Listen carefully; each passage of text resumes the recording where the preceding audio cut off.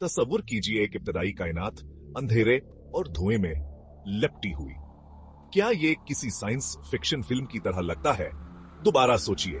1400 साल पहले कुरान ने कायनात की तख्लीक को ऐसे अंदाज में बयान किया जो जदीद साइंस के मुताबिक है।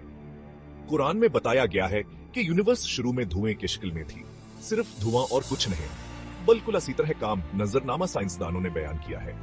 बिग बैंग के बाद यूनिवर्स धुएं से भरा हुआ, रोशनी से महरूम एक कुसी इलाका थी। यह हाबत दाईद धुआं खत्म होने लगा तो सितारे और कहकशाएं जाहिर हुई। यह हैरतअंगेज है कही कि हरा अलमाइक कदीम किताब में मौजूद है। यूनिवर्स के बारे में कुरान का बसीरत आस्कीला फानी हिकमत का सबूत है।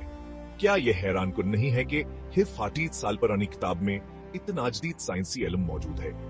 मजीद हैरान कुन मालूमात के लिए कुरान शरीफ पर गौर करना शुरू करें और हमारी अगली वीडियो का इंतजार